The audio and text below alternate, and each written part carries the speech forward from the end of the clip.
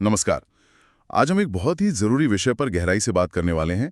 भारत में clinical research में PhD. जी नमस्कार। और ये चर्चा उन सभी के लिए खास है जो इस फील्ड में मतलब हेल्थ केयर रिसर्च में आगे पढ़ना चाहते हैं, शोध करना चाहते हैं। हाँ, और हम जो भी बात करेंगे वो अकादमिक गाइडलाइंस, यूनिवर्सिटी वेबसाइट्स और जो लेटेस्ट नेशनल फेलोशिप की जानकारी है उस पर आधारित होगी।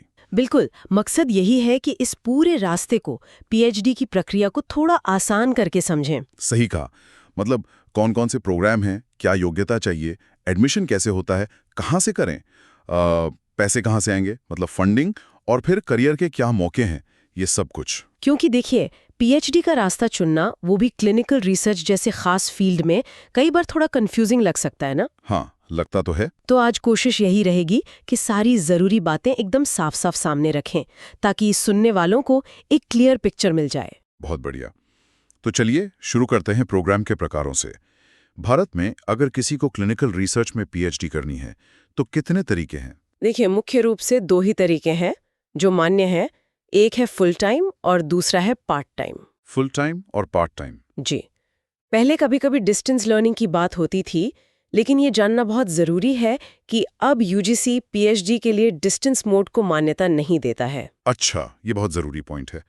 तो फुल टाइम और पार्ट टाइम में क्या बुनियादी फर्क है? सिर्फ टाइम का? टाइम तो एक बड़ा फर्क है ही, लेकिन बात सिर्फ उतनी नहीं है। फुल टाइम पीएचडी, जैसा नाम से ही पता चल रहा है, एक तरह से पूरी तरह समर्पित प्रोग्राम है। ये अमूमन 3 से 5 साल का होता है। इसमें आपको बाकायदा कैंपस जाना होता है, रेगुलर कोर्स वर्क होता है, लैब का काम होता है, मतलब आप पूरी तरह से रिसर्च में ही लगे रहते हैं। ओके। और part time? Part time PhD थोड़ी लंबी चल सकती है, मान लीजिए 5 से 6 साल या शायद थोड़ा ज़्यादा भी। और ये उन लोगों के लिए डिज़ाइन की गई है जो पहले से कहीं नौकरी कर रहे हैं, मतलब वर्किंग प्रोफेशनल्स के लिए। अच्छा। इसमें कोर्स का लोड थोड़ा कम रखा जाता है, शेड्यूल भी थोड़ा फ्लेक्सिबल होता है। लेकिन इसका ये मतलब बिल्कुल नहीं कि रिसर्च कम करनी पड़ती है। रिसर्च उतनी ही गहराई से करनी होती है। हाँ, वो तो है। और पार्ट टाइम वालों को एक और चीज़ करनी होती है, उन्हें अपने एम्प्लॉयर से एनओसी यानी नो ऑब्जेक्शन सर्टिफिकेट लेना पड़ता है। हाँ, एनओसी तो जरूरी होगा ही। और क्या पार्ट टाइम में भी कैंपस जाना पड़ता है? जी हाँ, ये ज़रूरी है। यूजीसी के नियम ये कहते हैं कि पार्ट टाइम पीएचडी में भी आपको अपने सुपरवाइजर से मिलते रहना होता है, और कम से कम कुछ समय, जैसे कोर्स वर्क के लिए शायद 6 महीने, कैंपस में बिताना ज़रूरी होता है। अच्छा, मतलब पूरी तरह घर बैठे नहीं हो सकती? नहीं, बिल्कुल नहीं। पूरी तरह दूर से पीएचडी संभव नहीं है, क्योंकि इसमें फिजिकल फैसिलिटीज और सुपरविजन की ज़रूरत होती है। और आपने जो डिस्टेंस या ऑनलाइन पीएचडी की बात की, वो फिर मान्य क्यों नहीं है? हाँ, ये बहुत लोगों को कंफ्यूजन होता है। देखिए, यूजीसी ने 2020 के अपने रेगुलेशंस में ये साफ कर दिया है, पीएचडी एक रिसर्च डिग्री है। इसमें लैब, लाइब्रेरी और सबसे ज़रूरी, सुपरवाइजर के साथ फेस टू फेस इंटरैक्शन बहुत मायने रखता है। हाँ। ये सब ऑनलाइन या डिस्टेंस मोड में ठीक से नहीं हो पाता।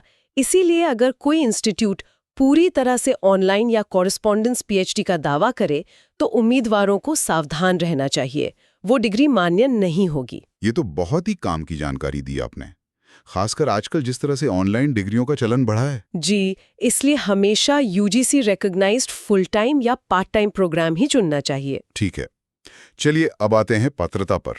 मतलब कौन लोग अप्लाई कर सकते हैं इस पीएचडी के लिए? एलिजिबिलिटी क्या है? इसके लिए कुछ तय मानक हैं। सबसे कॉमन रिक्वायरमेंट है एक मास्टर डिग्री। मास्टर डिग्री किस विषय में? किसी भी रिलेटेड सब्जेक्ट में, जैसे लाइफ साइंसेज हो गया, biotechnology, microbiology, pharmacy, medicine, nursing, public health, या इनसे मिलते जुलते फील्ड्स। यूनिवर्सिटी मान्यता प्राप्त होनी चाहिए, ये जरूरी है। और मास्टर्स में मार्क्स की कोई शर्त? हाँ, आमतौर पर मास्टर्स डिग्री में कम से कम 55% एग्रीगेट मार्क्स होने चाहिए। 55%? जी, लेकिन जो आरक्षित श्रेणी के उम्मीदवार हैं, SC, ST, OBC, EWS, PWD, उनके लिए यूजीसी नियमों के हिसाब से 5% की छूट है, यानी उनके लिए 50% मार्क्स जरूरी हैं। अच्छा, और आजकल ये भी सुनने में आ रहा है कि 4 साल की बैचलर डिग्री के बाद भी सीधे पीएचडी कर सकते हैं। इसमें कितनी सच्चाई है? हाँ, ये यूजीसी के नए नियमों के तहत एक महत्वपूर्ण बदलाव आया है।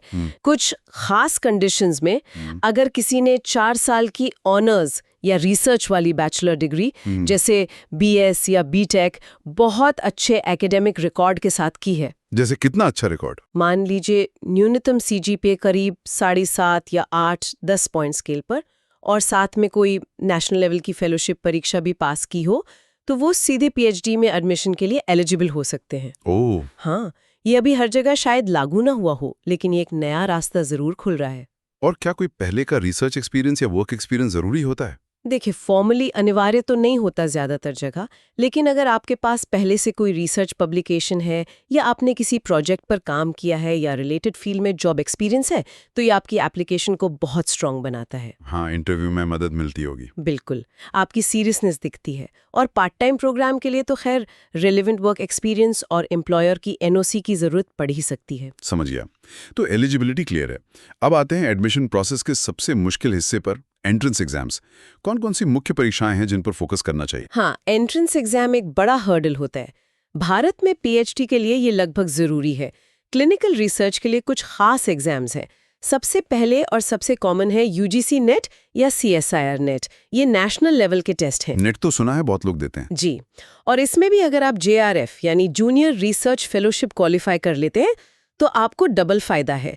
एक तो एडमिशन में आपको वेटेज मिलता है, दूसरा आपको सरकार की तरफ से हर महीने फेलोशिप यानी स्टाइपेंड भी मिलता है। अच्छा, और सुनने में आया है कि नेट का वेटेज बढ़ने वाला है। हाँ, ऐसी बातें चल रही हैं कि शायद 2025 से पीएचडी एडमिशन के लिए नेट स्कोर को और ज्यादा महत्व दिया जाए।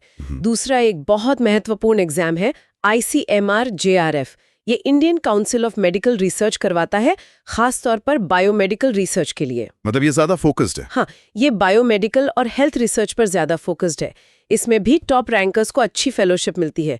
आजकल शायद जेआरएफ के लिए 33,000 रुपये महीना है। 37,000 रुपए? ये तो काफी अच्छा अमाउंट है। जी, और बाद में एसआरएफ होने पर और बढ़ जाता है। अच्छा, तो बायोमेडिकल वालों के लिए आईसीएमआर जेआरएफ ज्यादा रेलेवेंट हो सकता है। और मान लीजिए किसी का बैकग्राउंड इंजीनियरिंग या फार्मेसी का है, उनके लिए भी ऑप्शंस हैं। गेट का स्कोर, खासकर लाइफ साइंसेज एक्सेल या बायोटेक्नोलॉजी बीटी पेपर में कुछ अच्छे संस्थानों जैसे आईआईटीज या आईआईएससी में बायो इंजीनियरिंग या रिलेटेड फील्ड्स में पीएचडी के लिए कंसिडर किया जाता है। और फार्मेसी वालों के लिए जीपैट यानी ग्रेजुएट फार्मेसी एप्टीट्यूड टेस्ट बहुत जरूरी है। अगर आप फार्मेसी से जुड़े क्लिनिकल रिसर्च में पीएचडी करना चाहते हैं तो जीपैट स्कोर अक्सर मांगा जाता है या उसे काफी वेटेज दिया जाता है। ठीक है। इनके अलावा लगभग हर बड़ी यूनिवर्सिटी अपना खुद का पीएचडी एंट्रेंस टेस्ट या डॉक्टोरल एंट्रेंस टेस्ट भी कंडक्ट करती है। जैसे डीयू है, बीएचयू है, मणिपाल, वीआईटी, बहुत सारी यूनिवर्सिटीज हैं। तो काफी सारे एग्जाम्स हैं। क्या ऐसा भी होता है कि किसी को ये एग्जाम देने ही ना पड़े, कुछ छूट मिलती है? हाँ, बिल्कुल। अगर किसी कैंडिडेट के पास पहले से कोई नेशनल लेवल की प्रतिष्ठित फेलोशिप है, जैसे डीबीटी जेआरएफ है जो बायोटेक्नोलॉजी वालों के लिए होता है, या डीएसटी इंस्पायर फेलोशिप है, या कोई और ऐसी ही नेशनल फेलोशिप, अच्छा, तो उन्हें आमतौर पर यूनिवर्सिटी के अपने एंट्रेंस टेस्ट से छूट मिल जाती है। उन्हें सीधे इंटरव्यू के लिए बुलाया जा सकता है। और मेडिकल वालों के लिए जिनके पास एमडी एमएस है? हाँ, एमडी या एमएस डिग्री धारकों को भी अक्सर इन एंट्रेंस टेस्ट की जरूरत नहीं पड़ती है। ये तो अच्छी बात है। अब इन परीक्षाओं का पैटर्न कैसा होता है? मतलब किस तरह के सवाल आते हैं? ज्यादातर ये ऑब्जेक्टिव टाइप होते हैं, मतलब मल्टीपल चॉइस क्वेश्चंस, एमसीक्यूज। जी, इसमें 2 चीजें टेस्ट होती हैं। एक तो आपके सब्जेक्ट का ज्ञान और दूसरा आपकी रिसर्च एप्टीट्यूड, मतलब रिसर्च मेथोडोलॉजी की समझ, लॉजिकल रीजनिंग, डेटा इंटरप्रिटेशन वगैरह। रिसर्च एप्टीट्यूड वाला पार्ट कॉमन होता होगा सब में? हाँ, वो अक्सर कॉमन होता है या उसका सिलेबस लगभग एक जैसा होता है। परीक्षाएं ज्यादातर कंप्यूटर बेस्ड होती हैं, ऑनलाइन, और मीडियम आमतौर पर इंग्लिश होता है। और इसके बाद सिर्फ एग्जाम पास करना काफी है? नहीं, एग्जाम या तो क्वालिफाइंग होता है या उसके स्कोर के आधार पर शॉर्टलिस्टिंग होती है। अगला और बहुत महत्वपूर्ण चरण होता है इंटरव्यू का। इंटरव्यू, ठीक है। अब बात करते हैं संस्थानों की। भारत में क्लिनिकल रिसर्च में पीएचडी के लिए टॉप इंस्टीट्यूट्स कौन से हैं? ये जानना बहुत जरूरी है कि अप्लाई कहाँ करें। बिल्कुल, और यहाँ सिर्फ रैंकिंग देखना ही काफी नहीं है। सबसे पहली शर्त तो यह है कि संस्थान यूजीसी से मान्यता प्राप्त हो या फिर वो इंस्टीट्यूट ऑफ नेशनल इंपॉर्टेंस हो। हाँ, ये तो बेसिक है। जी, अब कुछ मुख्य कैटेगरीज देख लेते हैं। सबसे पहले आते हैं सरकारी मेडिकल संस्थान। इनमें एम्स नई दिल्ली, पीजीएमईआर चंडीगढ़, सीएमसी वेलोर, जीपमर पुडुचेरी, ये सब बहुत प्रतिष्ठित हैं। और इनकी फीस? इनकी फीस बहुत ही कम होती है, जैसे एम्स की मैंने कहीं पढ़ा था, शायद 6,000 सालाना के आसपास। 6,000 रुपये सालाना BSD के लिए? जी हाँ, ये सरकारी संस्थानों का एक बड़ा फायदा है। फिर आते हैं कुछ अच्छे डीम्ड विश्वविद्यालय, जैसे दिल्ली में ILBS है, लिवर और बिलियरी साइंसेज के लिए बहुत अच्छा है। सिम्बायोसिस पुणे है, जामिया हमदर्द दिल्ली है, Manipal academy of higher education Mahe है। फार्मेसी में इंटरेस्ट रखने वालों के लिए दिल्ली में DPSRU है, पहले ये DIPSR था, और निपर के कई कैंपस हैं, जैसे मोहाली, हैदराबाद में।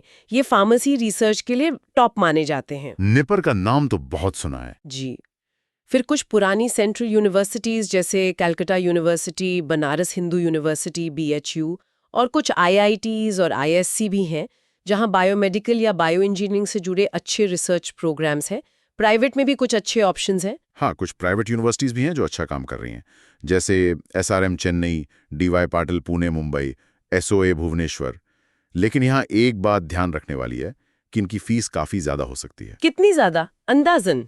जैसे SRM चेन्नई की फीस शायद 3 लाख सालाना तक भी हो सकती है, तो ये एक बड़ा फैक्टर है। हाँ, ये तो बहुत अंतर है सरकारी और प्राइवेट में। बिल्कुल। और आखिर में कुछ स्पेसिफिक रिसर्च इंस्टीट्यूट्स भी हैं जो ICMR के अंडर आते हैं। जैसे अगर किसी को एपिडेमियोलॉजी में रुचि है तो NIA चेन्नई, न्यूट्रिशन के लिए NIN हैदराबाद, एड्स रिसर्च के लिए NARI पुणे, वायरोलॉजी के लिए NIV पुणे। ओ, ये तो बहुत स्पेशलाइज्ड हो गए। जी।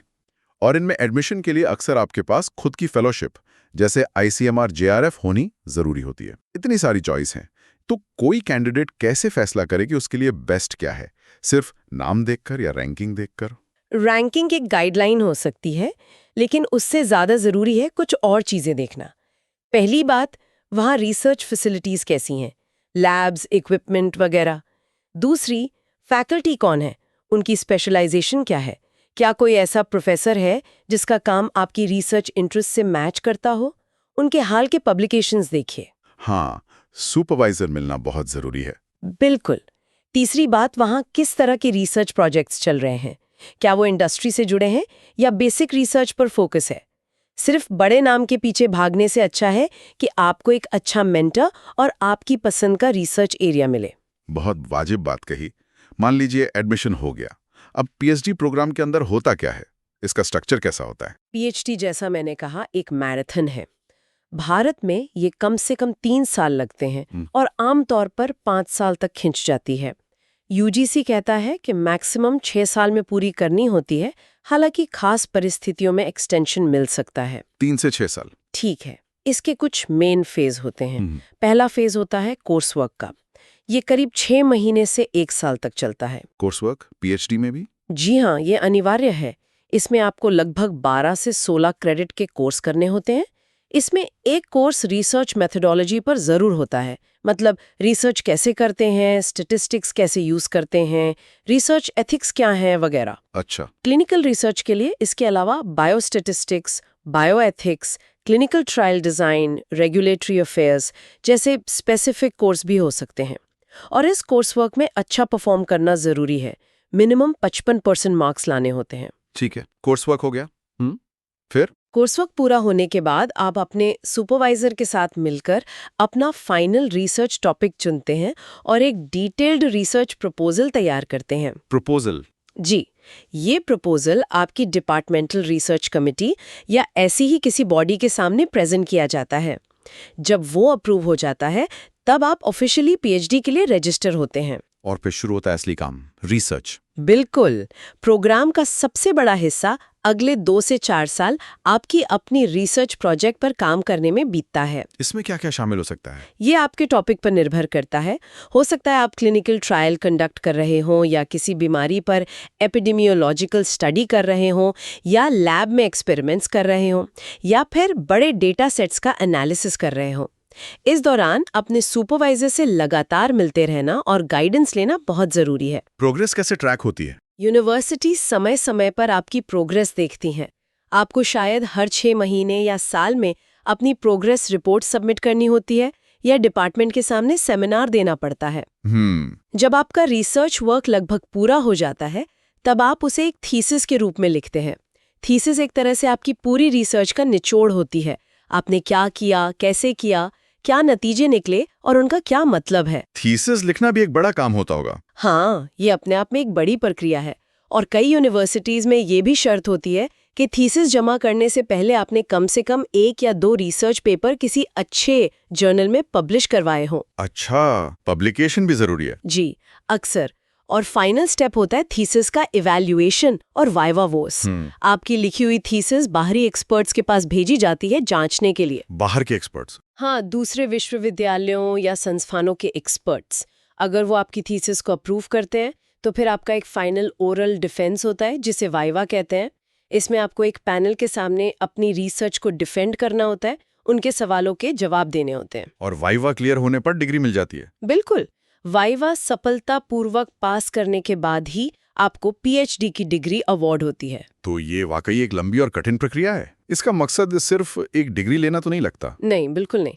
इसका असली मकसद है आपको एक इंडिपेंडेंट रिसर्चर बनाना, आपको इस काबिल बनाना कि आप अपने फील्ड में कुछ नया, कुछ मौलिक योगदान दे सकें। और स्किल्स भी डेवलप होती होंगी? हाँ, बहुत सारी।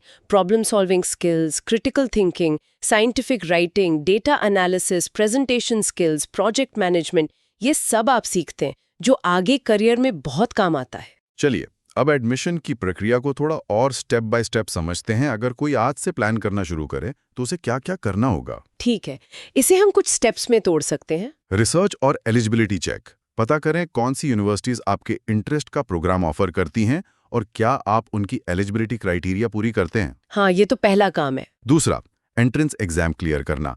अगर जरूरी है तो NET, JRF, ICMR, GATE, GPAT या यूनिवर्सिटी का अपना एंट्रेंस टेस्ट दें और अच्छा स्कोर करें। जेआरएफ है तो बहुत बढ़िया। तीसरा, एप्लीकेशन फॉर्म भरना। जब यूनिवर्सिटीज फॉर्म निकालें, अक्सर साल में 1 या 2 बार, जैसे जुलाई सेशन के लिए मार्च जून में, तो ध्यान से फॉर्म भरें। सारे जरूरी डॉक्यूमेंट्स अटैच करें, marksheets, degree, score card, SOP या रिसर्च प्रपोजल, रिकमेंडेशन लेटर अगर मांगे हों, एनओसी पार्ट टाइम के लिए वगैरह। एप्लीकेशन फीस भी भरनी होगी। ठीक है। चौथा, यूनिवर्सिटी का टेस्ट अगर छूट नहीं मिली है, अगर यूनिवर्सिटी अपना टेस्ट लेती है तो वो देना होगा। पांचवा और बहुत महत्वपूर्ण, इंटरव्यू या प्रपोजल डिफेंस। शॉर्टलिस्ट होने पर आपको इंटरव्यू के लिए बुलाया जाएगा। यहां आपकी subject knowledge, research interest, motivation और कम्युनिकेशन स्किल्स परखी जाएंगी। इंटरव्यू की तैयारी कैसे करें? ये अक्सर थोड़ा डराने वाला होता है। हाँ, होता है। तैयारी के लिए सबसे पहले तो आप जिस एरिया में रिसर्च करना चाहते हैं उसके बारे में अच्छे से पढ़ें। हाल के कुछ जरूरी रिसर्च पेपर्स देख लें। सोचें कि आप पीएचडी क्यों करना चाहते हैं, आपका लॉन्ग टर्म गोल क्या है। अगर आपने पहले कोई रिसर्च या प्रोजेक्ट किया है तो उसके बारे में बताने के लिए तैयार रहें। अपनी स्ट्रेंथ्स और वीकनेसेस के बारे में सोचें और सबसे जरूरी, कॉन्फिडेंट रहें और अपना पैशन दिखाएं। पैनल सिर्फ आपका ज्ञान नहीं, आपकी रिसर्च के प्रति लगन भी देखना चाहता है। सही कहा, पैशन दिखना जरूरी है। जी। इंटरव्यू के बाद छठा स्टेप, फाइनल सिलेक्शन और ऑफर। यूनिवर्सिटी चयनित उम्मीदवारों की लिस्ट जारी करती है। अगर आपका नाम है तो एडमिशन ऑफर एक्सेप्ट करें, फीस जमा करें और डॉक्यूमेंट वेरिफिकेशन करवाएं। और फिर सातवां स्टेप, एनरोलमेंट। आप फॉर्मली प्रोग्राम में एनरोल हो जाते हैं। और आठवां स्टेप, इंडक्शन और कोर्स वर्क की शुरुआत। आपकी पीएचडी यात्रा शुरू हो जाती है। वाओ, पूरी प्रक्रिया समझ आ गई। अब आते हैं एक बहुत ही प्रैक्टिकल सवाल पर, पैसा। पीएचडी करने के लिए क्या कोई फाइनेंशियल सपोर्ट मिलता है? फंडिंग ऑप्शंस क्या हैं? ये एक बहुत अच्छी बात है कि भारत में खासकर फुल टाइम पीएचडी के लिए फंडिंग के काफी अच्छे अवसर उपलब्ध हैं। और क्लिनिकल रिसर्च जैसे फील्ड में तो और भी। अच्छा। जी हाँ, कई तरह की स्कॉलरशिप्स और फेलोशिप्स हैं जो न सिर्फ आपकी ट्यूशन फीस कवर कर सकती हैं बल्कि आपको हर महीने रहने खाने के खर्च के लिए स्टाइपेंड भी देती हैं। कौन कौन सी है मुख्य फेलोशिप्स एफ के लिए? जी, और बाद में एसआरएफ होने पर 42,000 प्रति माह प्लस कंटिजेंसी ग्रांट और एचआरए भी मिलता है। फिर है आईसीएमआर जेआरएफ जो खास हेल्थ और बायोमेडिकल रिसर्च के लिए है। इसमें भी अमाउंट लगभग उतना ही है। एक और अच्छी फेलोशिप है डीएसटी इंस्पायर। ये उन स्टूडेंट्स को मिलती है जो अपनी यूनिवर्सिटी में टॉपर रहे हों या जिन्होंने सीधे पीएचडी में एडमिशन लिया हो और बहुत मेधावी हों। इसके लिए अलग से एग्जाम नहीं देना होता। ओह, ये तो बहुत अच्छा है टॉपर्स के लिए। हाँ, फिर बायोटेक्नोलॉजी वालों के लिए डीबीटी जेआरएफ है जिसके लिए बीईटी एग्जाम देना होता है। इनके अलावा कई यूनिवर्सिटीज जैसे आईआईटीज, सेंट्रल यूनिवर्सिटीज खुद भी कुछ इंस्टीट्यूट फेलोशिप्स देती हैं, हालांकि उनकी संख्या सीमित होती है। और हाँ, आरक्षित श्रेणियों के लिए अलग से नेशनल फेलोशिप्स हैं, जैसे एनएफएससी, एनएफओबीसी, एमएएनएस वगैरह। कुछ एक्सटर्नल फंडिंग एजेंसीज भी हैं, जैसे वेलकम ट्रस्ट इंडिया अलायंस। और कई बार प्रोफेसर्स के पास जो रिसर्च प्रोजेक्ट्स होते हैं, उनमें भी जेआरएफ, एसआरएफ के तौर पर काम करने का मौका मिल जाता है। तो मतलब ऑप्शंस तो काफी हैं। क्या ये कहना सही होगा कि अगर कोई कैंडिडेट योग्य है और थोड़ी मेहनत करे तो फंडिंग मिलने के चांस काफी अच्छे हैं? हाँ, काफी हद तक ये सही है। अगर आपका एकेडमिक रिकॉर्ड अच्छा है और आपने कोई नेशनल एग्जाम जैसे नेट जेआरएफ या आईसीएमआर जेआरएफ क्वालिफाई कर लिया है, तो फंडिंग मिलने की संभावना बहुत बढ़ जाती है। तो पैसे की कमी शायद बड़ी रुकावट न बने। ज्यादातर फुल टाइम स्टूडेंट्स के लिए नहीं बननी चाहिए, बल्कि यूनिवर्सिटीज भी उन स्टूडेंट्स को एडमिशन देना पसंद करती हैं जिनके पास अपनी फेलोशिप होती है। इससे उन्हें आर्थिक चिंता के बिना अपनी रिसर्च पर फोकस करने में मदद मिलती है। ये सुनकर जरूर बहुत से एस्पिरेंट्स को हौसला मिला होगा। अब बात करते हैं सीधे सीधे खर्चे की। पीएचडी करने में टोटल कॉस्ट कितनी आ सकती है? ये बहुत ज्यादा इस बात पे डिपेंड करता है कि आप किस तरह के इंस्टीट्यूट में जा रहे हैं, सरकारी या प्राइवेट। हाँ, ये तो आपने पहले भी बताया था। सरकारी संस्थान जैसे central university, state university, AIIMS, PGIMER, IITs, यहाँ फीस बहुत ही कम होती है। जैसा मैंने कहा, सालाना 5,000 से 15,000 के बीच हो सकती है। एम्स का उदाहरण हमने लिया था, 6,000 रुपये सालाना। नाम मात्र की फीस है ये तो। जी। वहीं दूसरी तरफ प्राइवेट यूनिवर्सिटीज और कुछ डीम्ड यूनिवर्सिटीज में ट्यूशन फीस काफी ज्यादा हो सकती है। ये 1 लाख रुपए से 3 लाख रुपए सालाना या उससे भी ऊपर जा सकती है। इतना ज्यादा फर्क? हाँ, जैसे एसआरएम चिन्नी का उदाहरण था, लगभग 3 लाख रुपए प्रति वर्ष। तो ये एक बहुत बड़ा फैक्टर है जिसे ध्यान में रखना होता है। ट्यूशन फीस के अलावा और कौन से खर्चे होते हैं? देखिए, रहने का खर्च होता है, हॉस्टल, मेस वगैरह। फेलोशिप का एक हिस्सा इसमें जाता है। सरकारी संस्थानों में हॉस्टल अक्सर सब्सिडाइज्ड होते हैं, तो वो भी कम पड़ता है। और रिसर्च का खर्च, जैसे केमिकल्स, इक्विपमेंट? अच्छी बात यह है कि ज्यादातर रिसर्च का खर्च, लैब का खर्च, वो या तो डिपार्टमेंट उठाता है या फिर सुपरवाइजर के पास जो रिसर्च ग्रांट होती है उससे कवर हो जाता है। हाँ। आपको अपनी जेब से नहीं देना पड़ता आमतौर पर। अच्छा। हाँ, फेलोशिप में एक छोटा सा कंटिंजेंसी ग्रांट मिलता है, जिसका इस्तेमाल आप बुक्स, स्टेशनरी या छोटे मोटे रिसर्च रिलेटेड कामों के लिए कर सकते हैं। इसके अलावा थोड़े बहुत exam fees, thesis submission fees वगैरह हो सकते हैं, कुछ हजार रुपए। और एक इनडायरेक्ट कॉस्ट होती है अवसर लागत, अपॉर्चुनिटी कॉस्ट। अगर आप नौकरी छोड़ के पीएचडी कर रहे हैं, तो वो सैलरी जो आप नहीं कमा रहे हैं, वो भी एक तरह की कॉस्ट है। हाँ, ये भी सोचने वाली बात है। लेकिन कुल मिलाकर अगर आप सरकारी संस्थान से और फेलोशिप के साथ पीएचडी कर रहे हैं, तो ये आर्थिक रूप से बहुत ज्यादा बोझिल नहीं होता है। बहुत बढ़िया। चलिए अब उस मुकाम पर आते हैं जिसका सबको इंतजार रहता है, करियर। पीएचडी पूरी करने के बाद क्लिनिकल रिसर्च में क्या संभावनाएं हैं? What are the prospects? ये सबसे एक्साइटिंग पार्ट है शायद। क्लिनिकल रिसर्च एक ऐसा फील्ड है जो लगातार बढ़ रहा है, भारत में भी और ग्लोबली भी। हाँ, नई दवाएं, वैक्सीन, डिवाइसेस, ये सब तो बनता ही रहता है। बिल्कुल। और इन सब की सेफ्टी और एफिकेसी को टेस्ट करने के लिए ट्रेंड रिसर्चर्स की जरूरत हमेशा रहेगी। तो पीएचडी करने के बाद करियर के बहुत सारे रास्ते खुलते हैं। जैसे कि? एक तो सबसे ट्रेडिशनल रास्ता है एकेडेमिया का। आप यूनिवर्सिटी, मेडिकल कॉलेज या फार्मेसी कॉलेज में असिस्टेंट प्रोफेसर, एसोसिएट प्रोफेसर बन सकते हैं, या फिर किसी रिसर्च इंस्टीट्यूट में साइंटिस्ट के तौर पर करियर बना सकते हैं। एकेडेमिक्स और इंडस्ट्री में? इंडस्ट्री में बहुत स्कोप है। फार्मास्यूटिकल कंपनीज जैसे फाइजर, नोवार्टिस, सन फार्मा, डॉक्टर रेड्डीज, बायोकॉन या बायोटेक कंपनीज या मेडिकल डिवाइस कंपनीज में R&D डिपार्टमेंट में कई रोल्स होते हैं। किस तरह के रोल्स? आप क्लिनिकल रिसर्च साइंटिस्ट बन सकते हैं, medical advisor, pharmacologist, regulatory affairs expert जो दवा की मंजूरी वगैरह का काम देखते हैं, ड्रग सेफ्टी स्पेशलिस्ट जो दवा के साइड इफेक्ट्स मॉनिटर करते हैं। काफी स्पेशलाइज्ड रोल्स हैं ये तो। जी। फिर एक बहुत बड़ा सेक्टर है कॉन्ट्रैक्ट रिसर्च ऑर्गेनाइजेशंस का, यानी CROs। CROs ये क्या होती है? ये वो कंपनियां होती हैं जिन्हें फार्मा कंपनियां अपनी दवाओं के क्लिनिकल ट्रायल्स आउटसोर्स करती हैं। भारत CROs का एक बहुत बड़ा हब बन चुका है।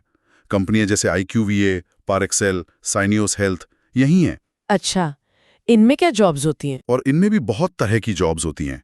क्लिनिकल रिसर्च एसोसिएट CRA जो ट्रायल्स मॉनिटर करते हैं, क्लिनिकल प्रोजेक्ट मैनेजर, बायोस्टैटिस्टिशियन जो डेटा एनालाइज करते हैं, क्लिनिकल डेटा मैनेजर। इसके अलावा आप बड़े अस्पतालों में भी काम कर सकते हैं।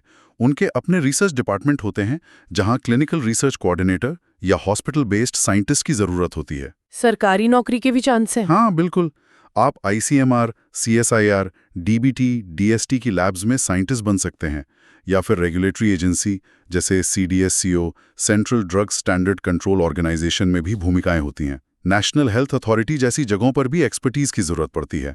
और विदेश जाने के मौके? वो भी हैं। आप PhD के बाद विदेशों में पोस्ट डॉक्टरल रिसर्च के लिए जा सकते हैं, या फिर सीधे ग्लोबल फार्मा या CRO कंपनीज में जॉब के लिए अप्लाई कर सकते हैं। WHO जैसी अंतर्राष्ट्रीय संस्थाओं में भी काम करने के अवसर मिल सकते हैं। स्किल्ड क्लिनिकल रिसर्चर्स की डिमांड ग्लोबली है। इतने सारे रास्ते हैं। कुछ और लीक से हटकर भी? हाँ, कुछ लोग मेडिकल राइटिंग में चले जाते हैं या हेल्थ केयर कंसल्टिंग में। पॉलिसी रिसर्च भी एक ऑप्शन है। और कुछ लोग इतने अनुभवी हो जाते हैं कि अपनी खुद की CRO या कंसल्टेंसी फर्म भी शुरू कर देते हैं। वाह, उद्यमिता का भी स्कोप है। सैलरी और करियर ग्रोथ कैसी रहती है इस फील्ड में? देखिए, PhD होल्डर्स की स्टार्टिंग सैलरी आमतौर पर मास्टर्स डिग्री वालों से बेहतर होती है। इंडस्ट्री में भारत में फ्रेशर PhD के लिए 6 लाख से 12 लाख सालाना का पैकेज मिल सकता है। ये इससे ज्यादा भी, ये कंपनी और रोल पे डिपेंड करता है। 6 से 12 लाख स्टार्टिंग, ये तो अच्छा है। जी, और अनुभव के साथ ये काफी तेजी से बढ़ता है। सीनियर लेवल पर पैकेज बहुत अच्छे हो सकते हैं। एकेडेमिक्स में सैलरी सरकारी पे स्केल्स के हिसाब से होती है, और क्योंकि ये पूरा सेक्टर ही ग्रो कर रहा है तो करियर प्रोग्रेशन के मौके भी काफी अच्छे माने जाते हैं। तो अगर हम समराइज करें तो PhD ग्रेजुएट्स मुख्य रूप से किन सेक्टर्स में जा रहे हैं? मोटे तौर पर कहें तो 5 मुख्य क्षेत्र हैं। 1. एकेडेमिक्स और रिसर्च इंस्टीट्यूट्स। 2. फार्मा और बायोटेक इंडस्ट्री। 3. CROs। 4. हॉस्पिटल्स और हेल्थ केयर प्रोवाइडर्स। 5. सरकारी और रेगुलेटरी एजेंसियां। और छठा कह सकते हैं अंतर्राष्ट्रीय अवसर। क्या ये सेक्टर्स आपस में जुड़े हुए हैं? हाँ बिल्कुल, इनमें काफी ओवरलैप और सहयोग होता है। जैसे एकेडेमिक रिसर्चर इंडस्ट्री के लिए कंसल्ट कर सकता है, CROs अस्पतालों के साथ मिलकर काम करते हैं। क्लिनिकल रिसर्च की खूबी ही यही है कि ये इंटरडिसिप्लिनरी है। इसमें मेडिसिन, स्टैटिस्टिक्स, एथिक्स, मैनेजमेंट सब कुछ आ जाता है। तो PhD करने के बाद आप इन सभी एरियाज में योगदान देने के लिए तैयार हो जाते हैं। भारत में फार्मा, R&D और CROs का विस्तार हो रहा है, तो भविष्य उज्जवल लगता है। तो ये थी हमारे भारत में क्लिनिकल रिसर्च में PhD पर एक बहुत ही विस्तृत और उपयोगी चर्चा। हमने प्रोग्राम के प्रकार से लेकर योग्यता, एडमिशन प्रक्रिया, फंडिंग और शानदार करियर अवसरों तक लगभग हर पहलू को छूने की कोशिश की। जी हाँ, ये रास्ता चैलेंजिंग जरूर है, इसमें कोई शक नहीं, लेकिन ये सीधे सीधे लोगों की सेहत और नई दवाओं के विकास से जुड़ा है। तो एक बहुत ही महत्वपूर्ण और सैटिस्फाइंग फील्ड भी है।